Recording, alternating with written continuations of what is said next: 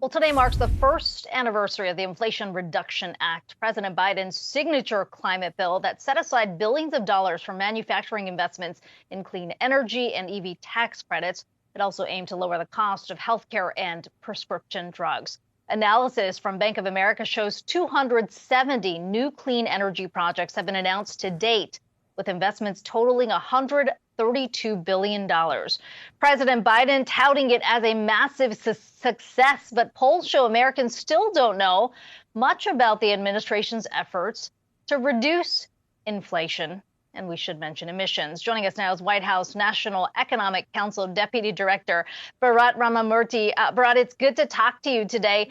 The numbers in terms of investment certainly impressive, but it almost feels premature to talk about the impact ultimately to climate policy, because these really are long-term projects we're talking about. In the first year, though, how would you grade the progress that's been made? I think there's been incredible progress, I think even better than a lot of what people were projecting when this bill was passed. I mean, you're right, of course, that we have to evaluate this over the long term. One projection has estimated that we are reducing greenhouse gas emissions by 1 billion tons between now and 2030, thanks to this bill. That's obviously tremendously important for our efforts to combat climate change. It's also, as you noted, already spurring significant amounts of private investment, well north of $100 billion already, and projections for well over 100,000 new jobs created in the fields of the future. One important thing to note here is that there's going to be a multi-trillion-dollar global market for clean energy over the next several decades. And we in the United States should be leading the way, not only to reduce our own emissions, but also in pioneering the kinds of efficient clean energy technologies that the world is going to need, so that we are in a position to export those products abroad and bring in more money to the United States and create more benefits for American workers. That's really what the Inflation Reduction Act has positioned us to do. And Bharat, when we talk about that, the benefits here for American workers, it's no secret, and the Biden administration, you have been very transparent with the fact that it has not been registering with voters. When you take a look at all of the recent polls, majority of Americans don't really know what it is. And you guys have started to address this a little bit. But when you talk about changing your messaging here, what more does that then look like? I think that there are aspects to the Inflation Reduction Act that are already making tangible improvements in people's lives that people are familiar with. So, for example, one of the things that the Inflation Reduction Act did was cap the cost of insulin at $35 a month for people on Medicare. Of course, there's millions of people on Medicare who rely on insulin that was previously costing, in some cases, several hundred dollars a month. That's a concrete benefit that people have already started receiving. And if you ask the public, have you heard about that provision and how do you feel about it? The response is very strong. I think that over the next several months and years, as more and more of the benefits of this law become apparent to people, I think that appreciation for it will grow. Part of this is about politics, of course, but ultimately what we are doing, what the president has an obligation to do, is to be a good steward of the economy and make sure that America is positioned to meet its global obligations to reduce greenhouse gas emissions, that America is delivering good jobs for American workers. We are doing that at quite a historic pace. I think by any objective metric, the United States has had the strongest economic recovery from the pandemic, both the highest growth and currently the lowest inflation of any leading economy in the world. And we would expect that will translate to political support over time. There's no question a lot of progress has been made over the last year in bringing inflation down. The Fed has been very aggressive in hiking rates, but we're still off that 2% target that the central bank has set. North of 3% inflation is what we're looking at right now. As you sort of assess what's needed to get to that last mile, how much of that do you think has to do with central bank policy? How much of that do you think is fiscal policy that potentially the administration can push through? Well, first, as you noted, of course, we've made an extraordinary amount of progress over the last year.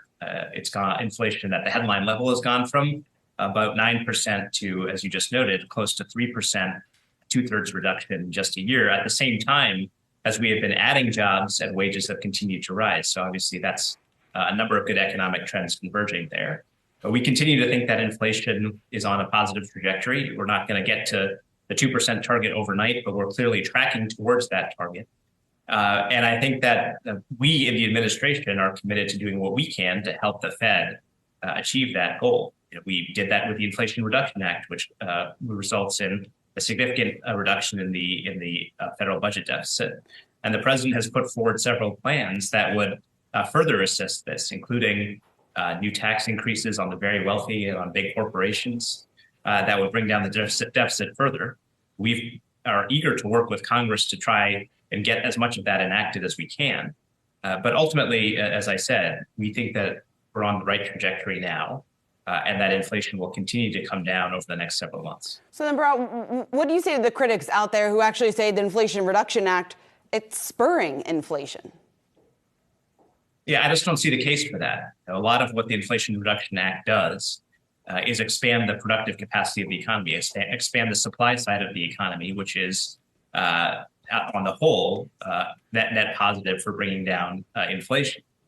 These are good incentives for businesses to invest, bring more people into the workforce, get more people paychecks, expand the productive capacity of the economy, and I think on the whole, be net positive for inflation reduction. And in addition, as I noted, it will reduce the budget deficit, which will also have a positive effect on bringing down inflation. So I don't see the argument that the Inflation Reduction Act has had a counterproductive effect. And I just think the proof is in the pudding. In the years since it's passed, we've seen inflation come down nearly 2/3. I'm not trying to say that those two things are directly causative, but I do want to point out that if we were fighting in the wrong direction, you may not have seen that kind of sharp reduction in inflation.